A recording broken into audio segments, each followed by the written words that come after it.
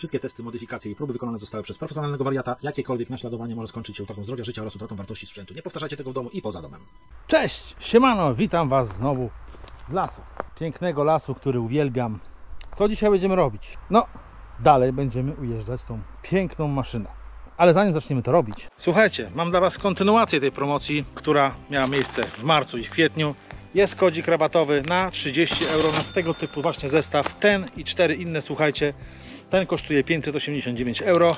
Z moim kodem na 30 eurasów 559 euro. Z wysyłką oczywiście gratis. Z magazynów europejskich, słuchajcie, nie czekacie tygodniami na przesyłkę, czekacie do 7 dni. Zestaw może przyjść w 2 przesyłkach. Silnik plus akcesoria z magazynu z Polski, a bateria może przyjść z magazynu z Niemiec, ale wszystko macie u siebie w ciągu 7 dni roboczych, słuchajcie, na miejscu, nie czekacie tygodniami. Także to jest rewelacja. Link oczywiście do zestawów, jak i kod rabatowy znajdziecie w opisie filmu. Powiem Wam, że ponad 50 osób, Was, moich widzów, dołączyło do grona miłośników rowerów ze wspomaganiem i posiadają już swoje własne maszyny lub są w trakcie konwersji takowych. Skorzystały z kodu, który im dałem i cieszą się swoją maszyną. Słuchajcie, rewelacja. Zapraszam Was także, dołączcie do naszego grona, dołączcie do grona szczęśliwych posiadaczy swojego własnego e-bike'a zrobionego samemu. Opowiem Wam o kolejnej zmianie planów, która nastąpiła. Nie będzie składaka na 26-calowych kołach. Marcin, no ale powiedziałeś, że już kupiłeś, już idzie. Tak, mówiłem. Rower przyszedł, po rozpakowaniu spakowałem z powrotem i odesłałem. Słuchajcie, ja wszystko rozumiem, budżetowe rzeczy, to jest budżetowa rzecz. Ale to, co przyszło, słuchajcie, do mnie w tej przesyłce, według opisu rama stalowa, przywiózł to kurier. Słuchajcie, tak, czekałem na kuriera, patrzę, jedzie, no. Przyjechał, idę, mówię, pomogę, bo to kurde ciężkie, to rower, to wiadomo, jeszcze stalowa rama, nie? Kurier wgramolił się na busa, pod pachę ten karton, podaje mi, nie? Ja biorę ten karton, kurczę, mówię, kurde, piórko takie, mówię, ja pierdzielę. Nie wiem, może nowoczesna technologia, że stalowa rama jest taka lekka, nie?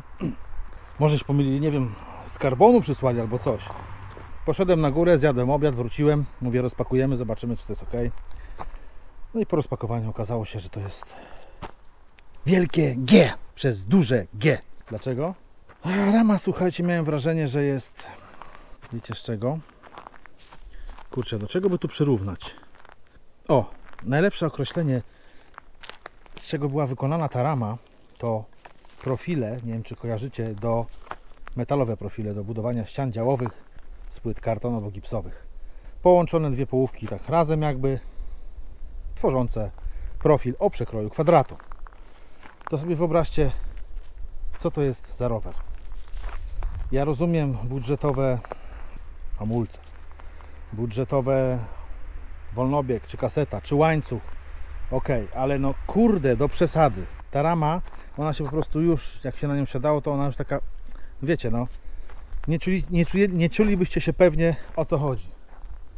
Osprzęt, już mówię, jak już mówiłem wcześniej, osprzęt mam gdzieś, bo sobie wymienię, ja mam dużo części markowych, niemarkowych, ale też dobrych, także ja bym sobie to powymieniał, ale kurczę, no nie tyle rzeczy, nie wszystko, ta rama się do niczego nie nadawała, naprawdę. Ten rower według specyfikacji był do 150 kg. Na mój gust to on ledwo wytrzymał 50-kilowego człowieka, naprawdę.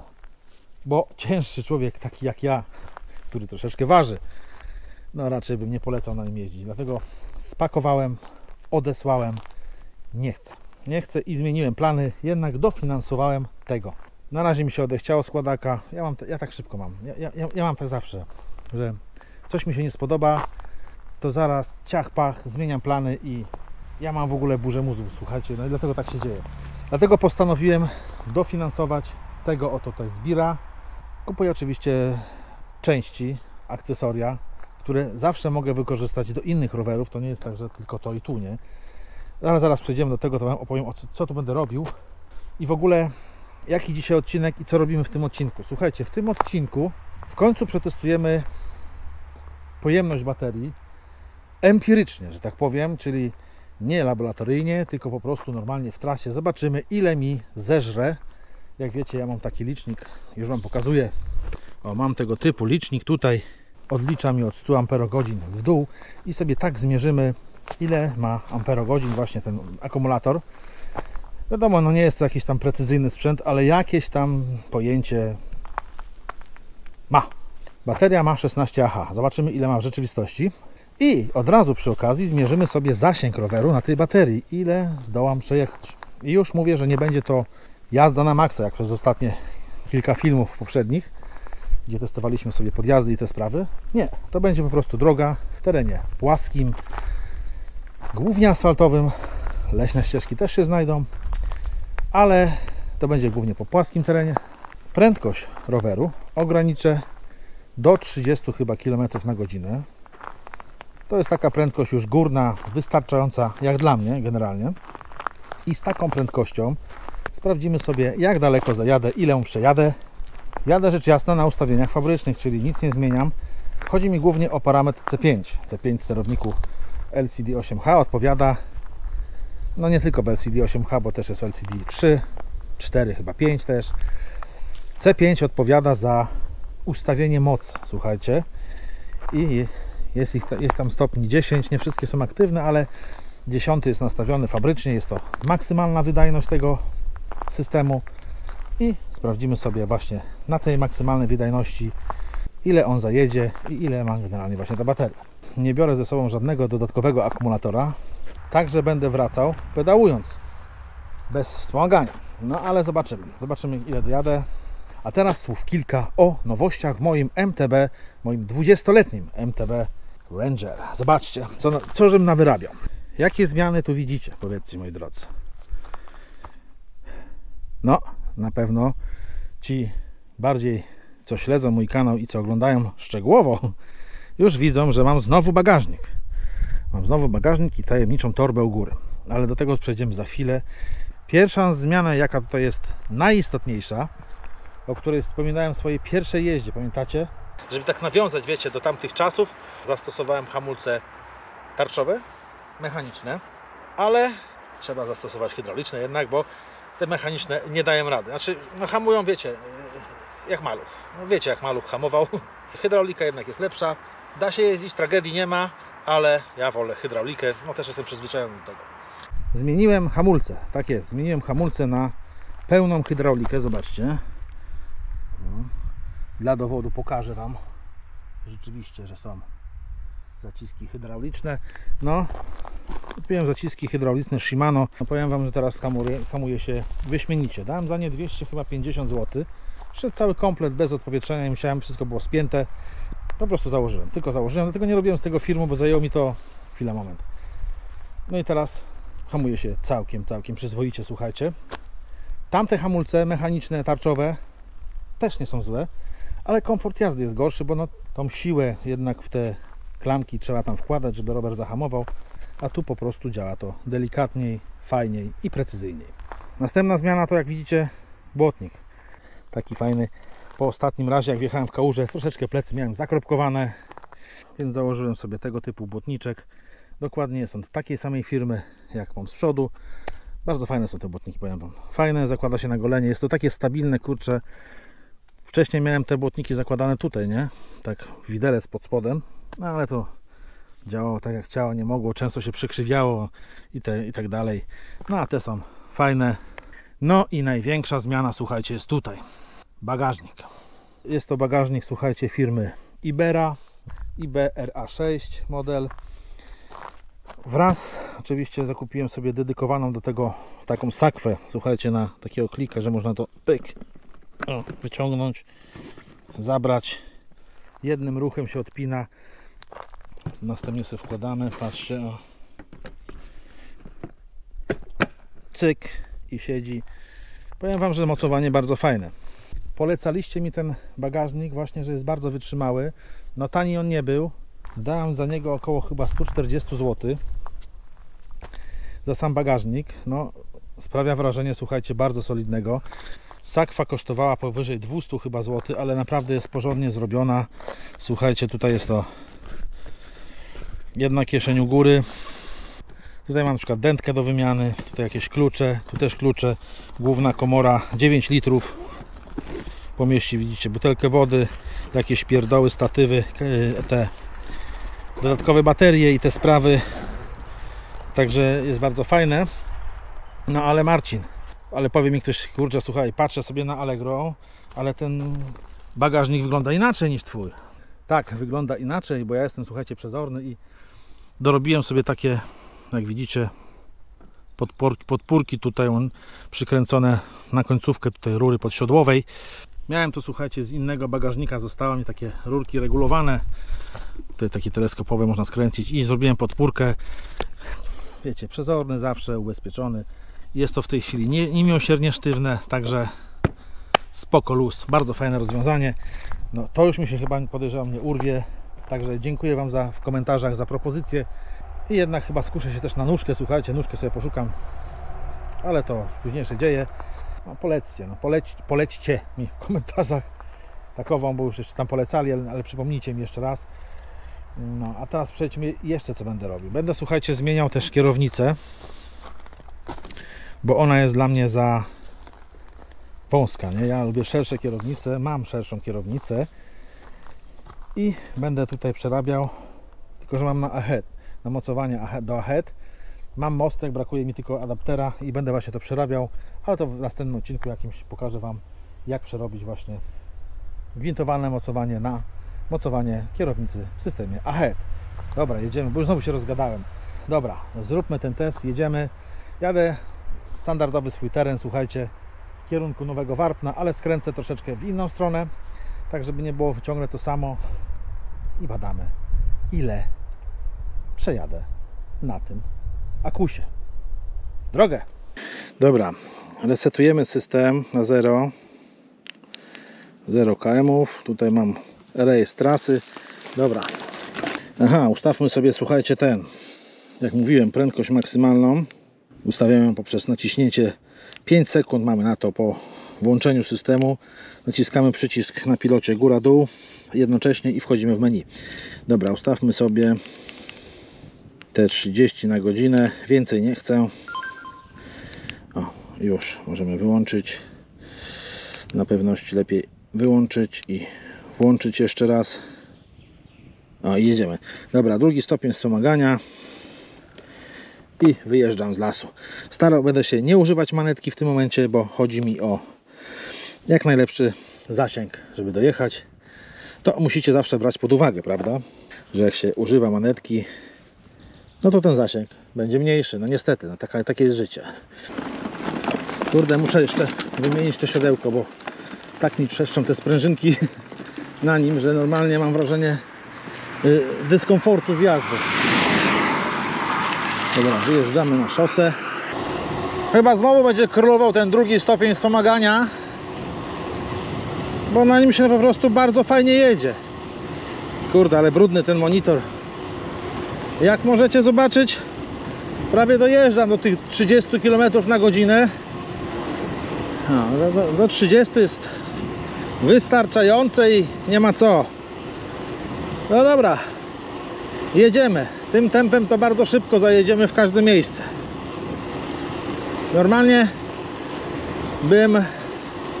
jak już bym jeździł tym rowerem, tak nie testował, to normalnie bym sobie zmniejszył te maksymalne stopnie wspomagania pod siebie. No a tak jadę na fabrycznych i zobaczymy. No i tak sobie lecę, fajnie się jedzie, wiecie co? Najlepsze jest w tym, jak sobie ustawicie limit prędkości i pedałujecie i chciałbym na przykład teraz powyżej 30 sobie dopedałować, bo jestem w stanie, nie? To nie dacie rady, ponieważ on będzie was hamował, bo ma zadane 30 na godzinę. Ale to tylko gdy działa system. A co mam na myśli, gdy działa system? Mam na myśli to, na przykład gdy jedziecie na manetce albo pedałujecie, nie? W tym momencie silnik będzie próbował osiągnąć te 30 na godzinę i nie mniej, nie więcej. Ale jak będziecie zjeżdżać z górki i system nie będzie działał, czyli nie będziecie używać manetki ani nie będziecie pedałować, to bez problemu przekroczycie tą prędkość. Wracając jeszcze do mojego wstępu o zmianach, będę też zmieniał, słuchajcie, tak jak mówiłem we wcześniejszych filmach, będę zmieniał na jeden blat najprawdopodobniej, no bo nie ma sensu tyle przełożeń, no i odpadnie mi jedna manetka. Chociaż z drugiej strony do moich testów różnych podjazdowych, różnych silników by się przydało. No ale to zawsze mogę wrócić, nie? Kurde, muszę wyżej ten błotnik z tyłu, co wam pokazywałem, podnieść, bo jak wpadnę w jakąś dziurkę, to trzeba około. Pogoda jest, zobaczcie, wyśmienita dzisiaj. Aż chce się żyć. Powiem wam, że tak cały czas jadę te prawie 30 na godzinę. Ten stopień wspomagania 2 jest za silny, po prostu za silny. I zbyt mocno mnie wspomaga. Także zasięg też nie będzie jakiś tam, wiecie, maksymalny, jak to się mówi. Ponieważ gdybym ustawił to pod swoje wymagania, bo tak pierwszy stopień jest ciut za słaby, a drugi zbyt za mocny. Potrzebuję coś pośredniego. W tym celu trzeba pogrzewać w parametrach. No ale do testów robię wszystko sotę, tak jak jest, tak jak dostajecie zestaw. Bo nie każdy chce grzebać, nie każdy się zna na zmianach parametrów, więc pokazuję to, co jest. Fajnie się jedzie, tak 30 na godzinę, jest dosyć ciepło dzisiaj, słuchajcie, jest chyba 18 stopni. I ten wiaterek tak kurde fajnie, super wieje. Ekstra, jak klima w samochodzie. No i zobaczcie, w trybie ekspresowym dojechałem do Dobieszczyna. Naprawdę szybko dojechałem, 17 minut mi zajęło w przejechaniu 8 km. No cały czas na zegarze 28 do 30. Prawie 30, no bo on nie dopuszcza, ogranicza mi. I kurde, jest elegancko. Nogi nie uciekają. Taka prędkość dla mnie jest wystarczająca. O, strzelnica pusta dzisiaj. Dziwne. No i skręcamy tu w prawo. Nie wyciągam ręki, bo nic nie jedzie. Łyb majonez, kurde, no fajnie się z taką prędkością jedzie. Serio.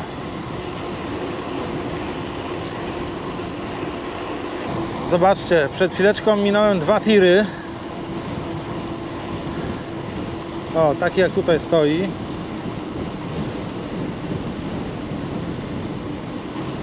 Wycinka idzie pełną parą, słuchajcie. Stały 2 tiry puste.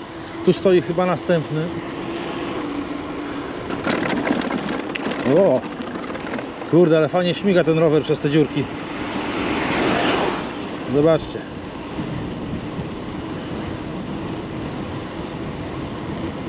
Ten już stoi załadowany. Tam 2 kolejne. No wycinają, słuchajcie, na potęgę te lasy. Kurde, na potęgę. Co tu się dzieje, to ja nie wiem. Polecimy sobie do Nowego Warpna, tym razem na takie na promenadę, czy jak to tam się nazywa. Zżarło mi 3 Ah, a przejechałem prawie 13 km. No, obstawiam zasięg w granicach 60 km przy tym zużyciu, nie? Zużycie jest na poziomie 9,6-9,3 ampera. No także no obstawiam około 50-60 km zasięgu przy tego typu zużyciu, co zresztą jest normalne i przy tej baterii.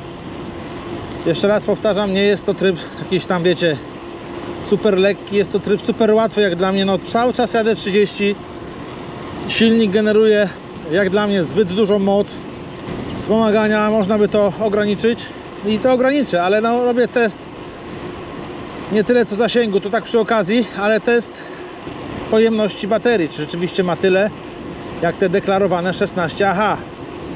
No zobaczymy. A przy okazji będziemy mieć też od razu test zasięgu na 2. stopniu wspomagania, słuchajcie, bo ciągle tylko na nim jadę. Także lecimy prosto, cały czas jedzie się wyśmienicie. Aczkolwiek jak mówiłem, ta kierownica idzie do wymiany, ona jest zbyt wąska. Niewygodnie mi się po prostu tak zbytnio trzyma ręce i brakuje mi rogów, słuchajcie, bo ja jak tak jadę, to ciągle mi nadgarstki mrowieją. Ja muszę co chwilę zmieniać pozycję z takiej właśnie na roga se złapać tutaj, nie?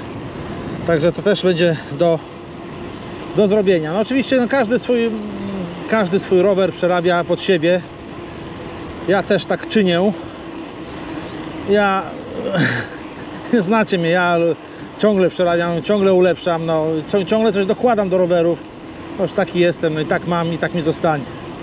Stanąłem sobie na chwilę, słuchajcie, w takim miejscu, jak widzicie, poznajecie, nie?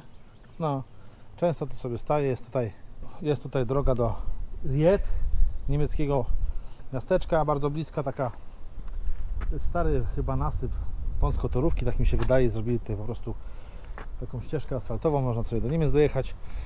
A ja, słuchajcie, przejechałem 20 km dokładnie, czyli 19,7, zżarło mi 95,3 zostało, więc zżarło mi 4,7 ampero godziny.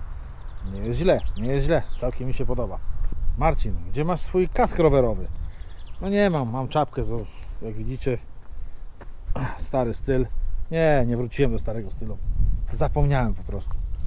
Kapnąłem się dopiero, jak dojechałem do miejsca swojego zrzutu, czyli do miejsca, gdzie startowałem rowerem. Stwierdziłem, że został w domu, no niestety, no i muszę jechać tak, nie róbcie tego w domu. Jadę cały czas, słuchajcie, 28, coś tam na godzinę, zobaczcie, zresztą pokażę Wam.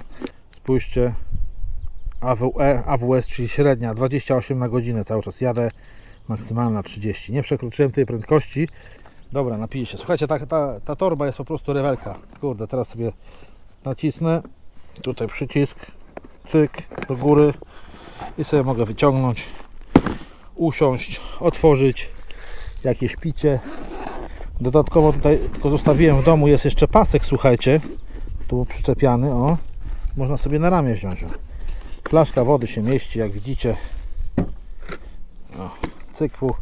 Bardzo fajna, naprawdę bardzo fajna, jak i sam bagażnik też jest fajny. On jest mocowany tradycyjnie taką klamrą tutaj, nie na szybko zamykacz, tylko normalnie na imbus, porządne, słuchajcie, porządne, kurde, mocowanie. Zostawię Wam link, słuchajcie, w opisie filmu do tej sakwy, torby sakwy, jak i do bagażnika. Nie jest to żadna promocja, po prostu zostawię Wam link, to co ja kupiłem. No a jak już będziecie kupować, to posłuchajcie. Pytanie do Was, czy często kupujecie coś na Allegro, AliExpress, tudzież w sklepach internetowych takich jak RTV, AGD, MediaMarkt, Media Expert i wiele innych podobnych, na przykład albo rezerwujecie coś przez Booking, na pewno niektórzy z Was to robią. Informuję Was, że istnieje możliwość zwrotu części poniesionych kosztów, jakie wydajecie właśnie na tych portalach i nie tylko na tych portalach, bo program cashbackowy Letishop, o którym tutaj właśnie mowa, ma w swojej ofercie ponad 3000 różnych firm, z którego możecie odzyskać cashback i to naprawdę się opłaca. No, słuchajcie, ja ostatnio na Bookingu rezerwowałem sobie tygodniowy pobyt dla całej mojej rodziny w Krakowie za 1200 zł. Słuchajcie, 1200 zł, tak się udało, taka promocja, ale mniejsza o to, cashbacku dostałem 80 zł. 80 zł dostałem cashbacku, także zapłaciłem te 1200 parę i 80 zł wróciło to z powrotem w postaci właśnie cashbacku przez Letishop. To jest bardzo proste, słuchajcie. Wchodzicie na stronę, rejestrujecie się, link macie oczywiście w opisie filmu. Rejestracja jest bardzo prosta, nie sprawi Wam żadnego problemu. Jeżeli korzystacie z komputera robiąc zakupy w internecie, Letishop ma dostępną wtyczkę, którą instalujecie sobie w Waszej przeglądarce i gdy wchodzicie na daną stronę, czy to nie wiem, przykładowo Allegro, AliExpress lub jak mówiłem Media, czy tam RTV, AGD, Booking, od razu Wam u góry miga, że na tej stronie dostępny jest cashback. Klikacie w przycisk aktywuj i już możecie wybierać ofertę i cashback do Was wraca. Także bardzo proste, można powiedzieć, zarabianie, a wręcz odzyskiwanie pieniędzy, odzyskiwanie części pieniędzy, które wydaliście na zakupy. To nic nie kosztuje. Sama rejestracja nic nie kosztuje, zyskujecie tylko Wy. Jak to działa? No to działa bardzo prosto. Letishop, słuchajcie, dzieli się swoją prowizją, którą dostaje właśnie z przekierowania z Letishop właśnie do tego portalu, na przykład do Allegro. Płaci Letishop prowizję za przekierowanie klienta, a Letishop z kolei dzieli się tą prowizją właśnie z Wami i to jest właśnie Wasz cashback. Także naprawdę się to opłaca. Ja powiem Wam, że ja już chyba z 400 zł na tym zaoszczędziłem, bo ja bardzo dużo kupuję, zwłaszcza na Allegro i AliExpress. Także polecam, link macie w opisie, rejestrujcie się, bo naprawdę warto. Po prostu kasa Wam wpada z powrotem do kieszeni. No, także jakby ktoś chciał skorzystać, żeby kupić właśnie z tego linku, to proponuję przez Letishop. Będzie jeszcze taniej. Jeszcze jedną ciekawostkę Wam powiem, jeżeli chodzi o ten zestaw. Tutaj macie w tym wyświetlaczu jest wejście USB, jak widzicie tutaj, do którego można podłączyć na przykład telefon, tak jak ja podłączyłem. I co najważniejsze, zobaczcie, ja mam w tej chwili 83% baterii, startowałem, miałem 60%. Nawigacja cały czas włączona i normalnie daje radę. Poprawione są to wyświetlacze, bo wcześniej on nie dawał rady ładować. Znaczy ładował, ale to tak bardziej wyglądało, jakby bateria stała w miejscu. Ani się nie ładowała, ani tam wiecie, nie schodziło z tej baterii zbyt dużo. A teraz ewidentnie normalnie się ładuje. Ja przejechałem 42 minuty jadę i około 20% bateria podładowała mi się. Nie ma z tym żadnego problemu, także fajna sprawa. Nie trzeba dodatkowych, wiecie, tak jak ja w niektórym rowerze tam mam te, wiecie, ładowarki, takie ładowarki gniazda, znaczy no, ładowarka do właśnie smartfona. Tu jest wbudowany wyświetlacz, także rewelka. Co bardziej dociekliwie, zobaczyli też, że tutaj wisi niepodłączona wtyczka. No nie podłączona, bo jest to wtyczka od czujników hamulca. Jak już wcześniej mówiłem na początku, wymieniłem sobie hamulce. No i mam tutaj Shimano i muszę po prostu założyć czujnik, którego nie miałem. Przyszedł mi dopiero dzisiaj, rano go odbierałem, a rano też się właśnie wybierałem na rower, także nie zdążyłem. Przykleję go i będę miał. A jak to zrobię, to już Wam pokażę. Jak już zrobię, bo już nieraz już kleiłem, pokazywałem jak to robię, więc pokażę Wam finalną wersję, ale to już później, przy następnej okazji. Jadę. Powiem Wam, że tak posiedziałem trochę, kurde, i zimno mi teraz jak jadę. Zdecydowanie za mocny jest ten drugi stopień, kurde. 256 W tak pokazuje, jak przy tej prędkości granicznej, jak do 30 dochodzi. Ale hamulce, powiem Wam, no patrzcie, w miejscu staje. Rewelka, jednak to hydraulika, to hydraulika. Lecimy w lewo, tu jest trochę ścieżki rowerowej, kawałek. O, miód malina. Kurde, zimno, normalnie zimno się zrobiło. Jak się tak jedzie. A jeszcze słuchajcie, ojej. A jeszcze tak wracając do tego ładowania przez USB, no to powiem Wam, że ładowarka, powiem Wam, że to gniazdo jest aktywne, nawet jak jest wyłączony wyświetlacz, ale nie musi właśnie być włączony system, żeby te USB działało, także cały czas idą w dobrym kierunku i tam zmieniałem to oprogramowanie w tym wyświetlaczu, widocznie, że to wszystko działa tak jak należy w końcu. Kurde, ale zimno. Mam wrażenie, że to jest chłodniej niż tam u mnie. Znany Wam OS. Polecimy tu.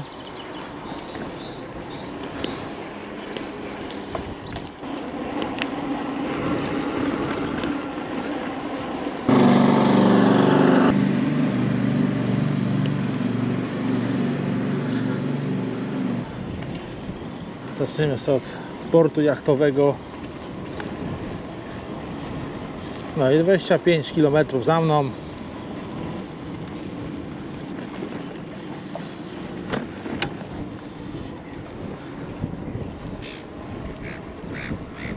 Ale fajnie, zobaczcie. Pani mewa zejdzie, pani.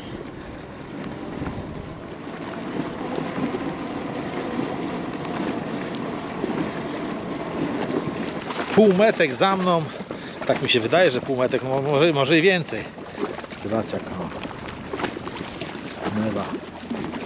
Tam jakiś psiak idzie. Fajne miejsce, mi się podoba. Jakiś kuter płynie. Lećmy dalej robić testa.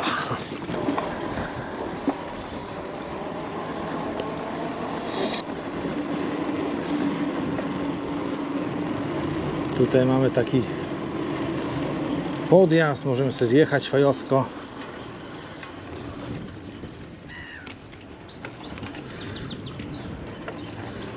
Górka, nie górka, można wjechać, zobaczcie.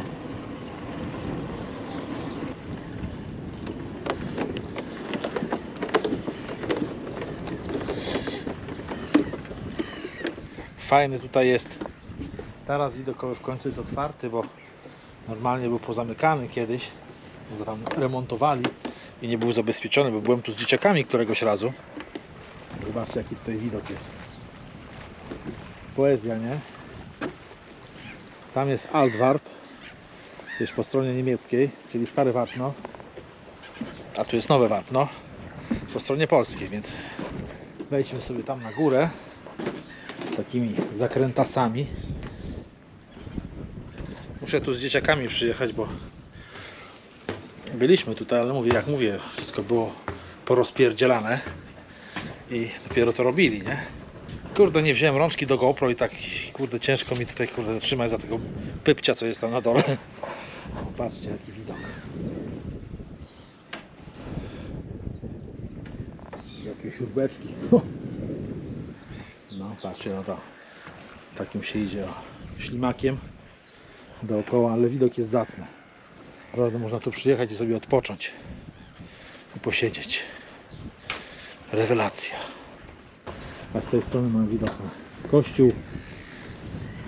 Taki ładny. No a stamtąd przyjechaliśmy. Świetnie, świetnie. Schodzę na dół. Idę. Tutaj u mnie jest dużo ciekawych miejsc. Można fajne, ciekawe miejsca poodwiedzać. Bardzo fajnie jest. Dobra. Jedźmy. Może po schodach zjadę, co tutaj? Nie, Marcin, co? Lecimy tu.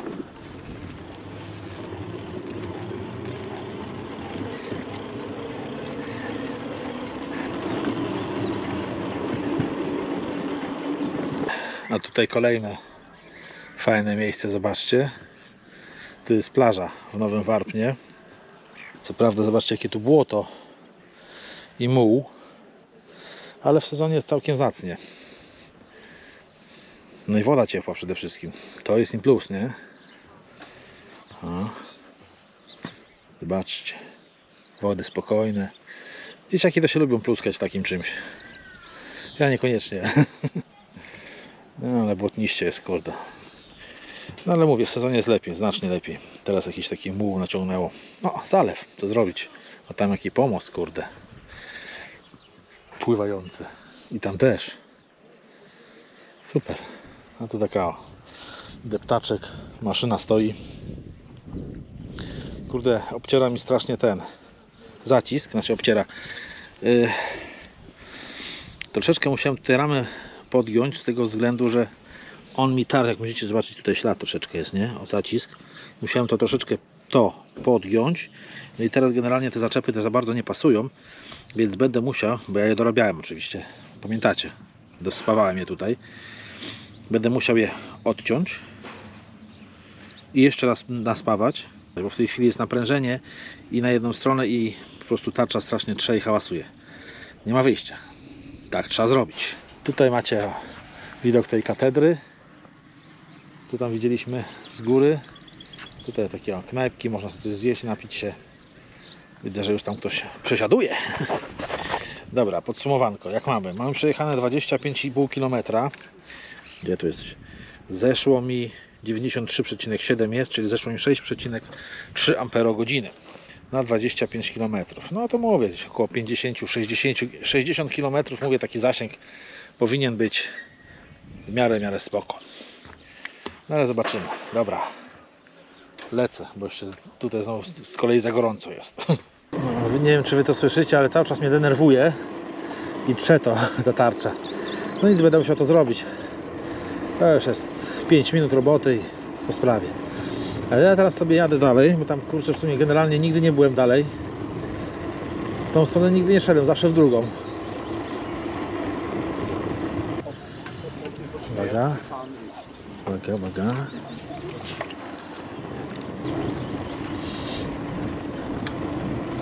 Tutaj kiedyś była taka promenada zrobiona, słuchajcie, z drewna. Piękna, taka wielka promenada. Ale dwóch idiotów podpaliło ją, słuchajcie. Podpalili ją, spłonęła cała na długości nie wiem ilu. I to jest już właśnie ta nowa, zrobiona teraz. O, ale to fajnie. Słuchajcie, cała spłonęła. Podlali benzyną i podpalili. No to są po prostu geniusze. Chodźmy teraz tutaj. Jestem tu pierwszy raz, słuchajcie. Genialne tutaj jest. Kurde. Patrzcie, jakie ławeczki, można sobie posiedzieć. Elegancko. Super. Na niedzielny spacer jak znalazł. I ten widok, kurde, zobaczcie nad zalew. Patrzcie, ile kaczek. No, ludzie ci, co podpalili, siedzą, ale to się buja, kurde.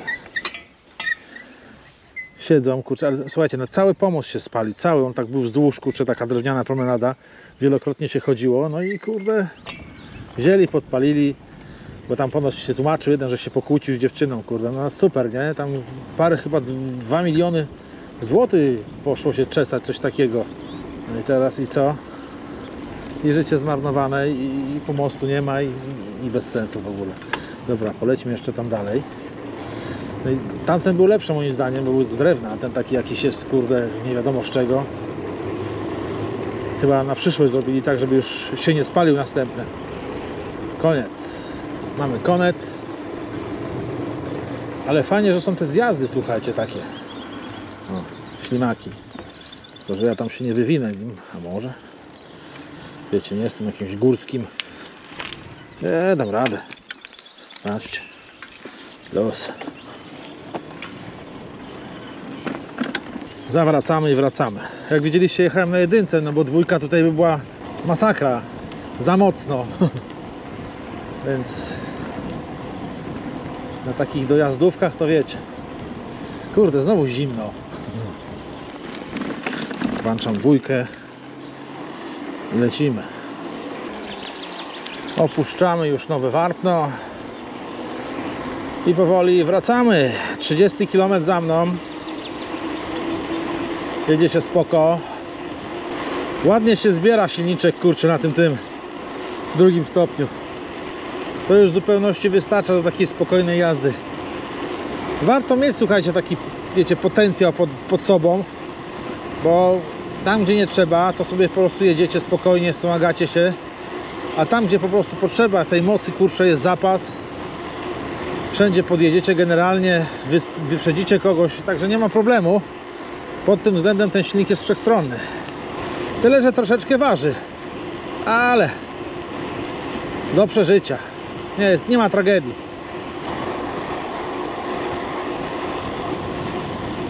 Prawie 40 km. Jeszcze 2 km zostały, byknie 40. Kurde, miejscami tak jest zimno, słuchajcie. Jadę i jak w cień wjadę, tak zimno w słońcu wjadę, taki powiew ciepła, kurde. Nie wiem, słyszycie, jak hałasuje ta tarcza? Obciera tak. Muszę zrobić z tym porządek, bo tak się, kurde, nie da jeździć. Ja jestem uczulony na takie dźwięki.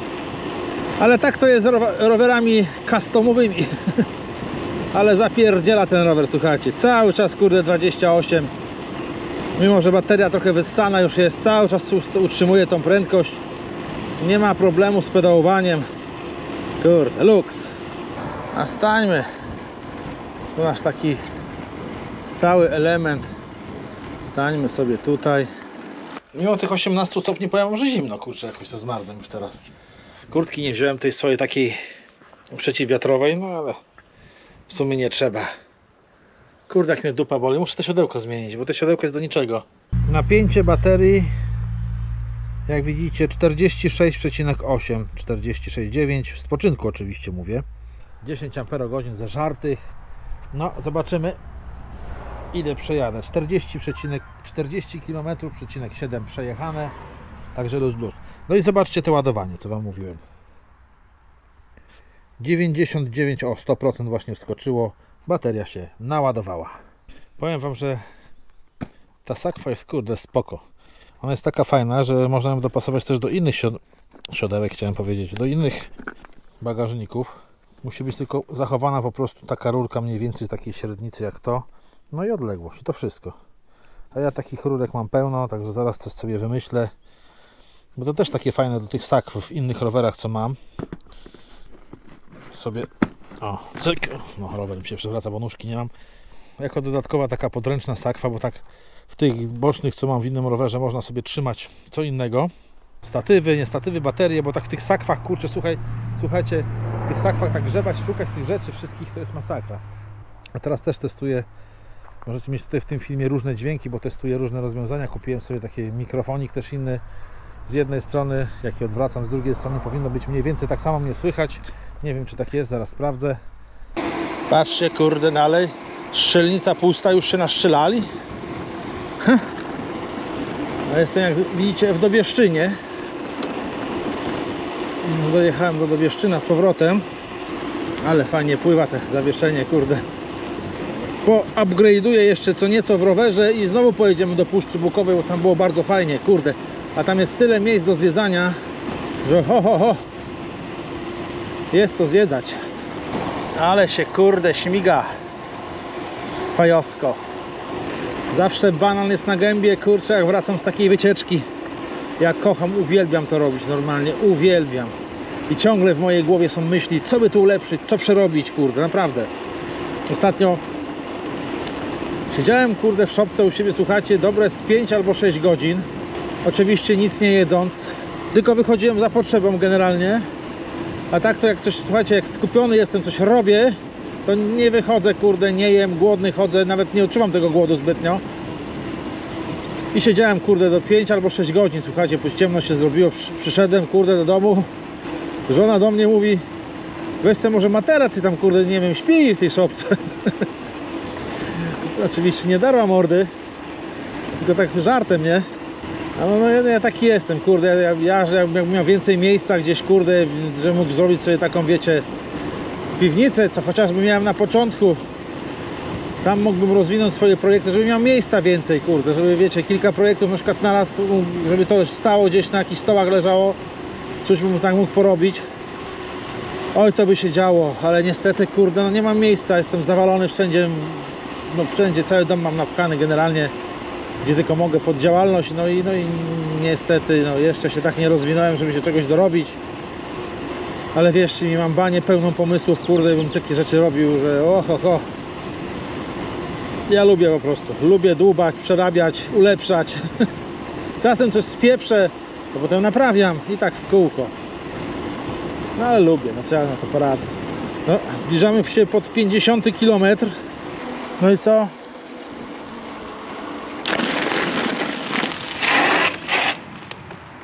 Dojechałem do Renaty. 45V zostało. Tak mi wskazuje. Zżarło mi 12,3 Ah. Kurde, on dalej chce jechać. Przejechałem 50,5 km, ale to nie jest koniec. Więc on chce jechać, więc pojedziemy jeszcze dalej. Chcę go odsapnąć, jak już jestem przy samochodzie. I lecę dalej. A jak? Lecimy dalej, skoro nie chce, kurde, przestać, to lecimy, no. Co mam zrobić? Miałem już kończyć odcinek, bo byłem pewien, że zaraz będzie kaput. A tu i dalej, no to lecimy. 43,4. Zobaczymy, przy ilu odetnie, nie? Na razie cały czas na drugim stopniu. To od razu będzie test drugiego stopnia. Będziemy wiedzieć, na ile można sobie pozwolić. Podam wam parę statystyk, bo teraz wjechałem taki teren leśny i mogą mi się prędkości troszeczkę zmniejszyć. To tak, średnia prędkość to jest 26,8. Ona byłaby około 28 cały czas, bo z taką prędkością praktycznie po asfalcie jechałem non-stop.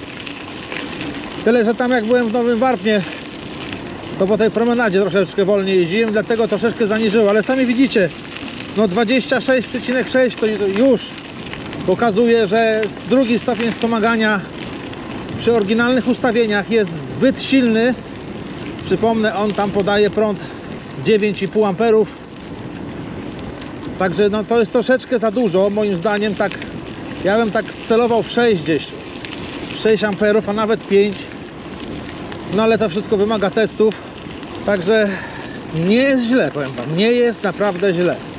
No to zrobimy sobie jeszcze test następnym razem, może w którymś z następnych odcinków. Test jazdy na pierwszym stopniu wspomagania, co też nie jest małym stopniem. I zobaczymy wtedy, ile przejadę. No tam może być ciekawie już. Mogę też zrobić, jak chcecie, testy 3, 4, no 5. W sumie też mogę zrobić 5. Ograniczymy to do 30 km na godzinę. Mogę też zrobić test na samej manetce, na maksa oczywiście. Jak chcecie, piszcie, jakie chcecie, żebym testy robił. Nie wiem, może jakąś ankietę bym zrobił, tylko nie wiem, jak to się robi, kurczę. No, ale może zrobię. Bo takie testy były właśnie ciekawe, nie? Ile on pojedzie na maksa na samej manetce. Chodzi mi o zasięg oczywiście. No i na tych poszczególnych stopniach. To sobie na pewno zrobimy. Myślę, że to jest warte uwagi. Zobaczcie, jaki klimat, kurde. Creepy. 55 km w LCD 8H. W LCD 3 też generalnie. Jak będziemy zbliżać się do końca, jak odłączy, znaczy się sterownik, to bateria będzie migała, tak będzie pulsowała i stracicie moc, nie? Ciekawy jestem, przy jakim napięciu, bo jak wam zgaśnie wyświetlacz, to są dwa rodzaje odcięć: przez stereokontroler albo przez BMS. Jak odetnie przez kontroler, to właśnie tu będzie migać ta bateria na wyświetlaczu. W momencie, gdy odetniecie pobór, czyli przestaniecie pedałować albo przestaniecie wciskać manetkę, to po jakiejś chwili wspomaganie wróci. Wtedy należy zmniejszyć stopień wspomagania i wtedy można sobie jeszcze dalej pojechać. Drugie odcięcie jest przez BMS, a jak BMS odcina, no to wszystko gaśnie na ekranie, tak jakby wam ktoś przełącznikiem baterię wyłączył. Żeby ponownie zasilanie wróciło, trzeba je po prostu odciąć, czyli wyłączyć, powiedzmy, baterię i podłączyć z powrotem po chwili, nie? I wtedy właśnie zasilenie wróci. Także zobaczymy, co tu nastąpi, czy BMS, czy kontroler. Zobaczcie, jest 41,2 V napięcie. No teraz wjeżdżałem troszeczkę pod górkę i delikatnie osłabł, ale zobaczcie, tu jest prosta i on dalej trzyma tą prędkość. Ja naprawdę nie muszę dużo siły wkładać w pedałowanie. No także przy końcówce baterii jest moc, no, jest moc. Już odcina, patrzcie. O, już macie odcięcie, widzicie, jak miga. Miga, dobra. Patrzcie, jak dobrze wymierzyłem, już prawie jestem przy samochodzie. Widzicie? To zaraz sobie podsumujemy. Zobaczymy, jak tam wygląda. No i koniec, słuchajcie. Koniec, moi drodzy. Tak wymierzyłem, że kurczę, zabrakło mi energii dosłownie 400 metrów od samochodu. Także jestem, dojechałem. Przejechałem. Widzicie tą migającą baterię? Teraz widać, tak? I teraz już nie mamy energii. Widzicie, trocz się zapala. Po naciśnięciu manetki nic się nie dzieje. 61 km, słuchajcie, na drugim stopniu wspomagania. I teraz najważniejsze, ile zżarło. Ile zżarło, jak myślicie? Ile ma bateria 16AH fabrycznie? Ile może mieć? Powiecie, powinna mieć 16. No nie do końca, nie zawsze tak jest. Dużo producentów zaokrągla wzwyż, a powinni w dół. Zobaczymy, jak będzie w tym przypadku. Widzicie? 84,7. 15,3 amperogodziny. Tyle wyszło, co by się pokrywało. W jednym komentarzu kolega napisał, że właśnie na rozładownicy robili test i wyszło, że bateria ma 15,2 amperogodziny. Mi tutaj wyszło 15,3. No takie mocno naciągane, bo jeszcze tam wyciągałem na pierwszym biegu troszeczkę. Próbowałem więcej, ale wyniki się zgadzają. Także bateria ma 15,2. Jest napisane jako 16 amperogodzin, ale dokładnie ma 15,2. Wartość podana jest troszeczkę zawyżona, ale tylko nieznacznie. Tak jest spotykane w chińskich bateriach. No ale niemniej 15,2 to nie jest mała bateria. Oprócz tej baterii mam jeszcze dwie inne chińskie baterie. One też fabrycznie miały mniej niż zadeklarowane. Ale co najważniejsze, po 5 latach, słuchajcie, tamte moje dwie chińskie baterie, nieznacznie spadła ich pojemność. Nieznacznie. Zobaczcie sobie, prześledźcie sobie mój kanał, znajdźcie sobie filmy, gdzie właśnie testowałem po 5,5 roku, słuchajcie, baterie chińskie ciągle używane. I jaki był wynik? Rewelacyjny. Pojemność nieznacznie, może w granicach 10%, nawet 5%. Podejrzewam, że jest mniej i ciągle działają. Także te 15,3, co jest tutaj, wcale nie jest złym wynikiem. No i mamy od razu test drugiego stopnia, prawda? Wyszło nam ile? Ponad 60 km na drugim stopniu wspomagania, gdzie pobór był takim maksymalnym przy tym stopniu, to jest 9,5 ampera. Co mówiłem już, że to jest zbyt duże. Jak dla mnie to jest zbyt duże, bo widzieliście, nawet przy końcówce baterii, jak pięknie rower szedł, te 28, 29, ciągle, cały czas. No średnia, jak już Wam mówiłem wcześniej, 26, coś tam, ale to tylko dlatego, że właśnie tam w Nowym Warpie jeździłem wolniej. Także no rewelka, zasięg jest bardzo fajny, jeżeli chodzi o taką baterię. No na pierwszym stopniu pokusiłbym się troszeczkę jeszcze, jakby tam zmodyfikował troszeczkę w oprogramowaniu, to te 100, ponad 100 się zrobi spokojnie, lekko.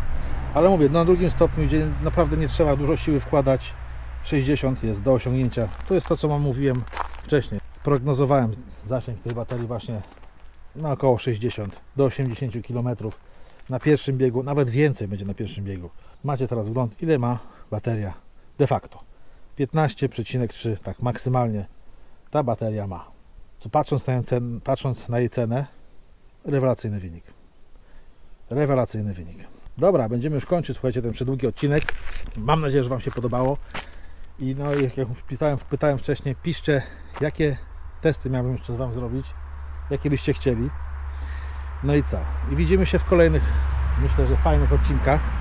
Nie zapomnijcie zasubskrybować kanału, bo wielu z Was, słuchajcie, nie subskrybuje kanałów. Jest wielu oglądaczy, ale mało których subskrybuje. Także proszę Cię, zasubskrybuj, daj łapeczkę w górę. Jeżeli chcesz wesprzeć mój kanał, to po prostu postaw mi kawę. Link znajdziesz w opisie filmu. Widzimy się w kolejnych odcinkach. Cześć!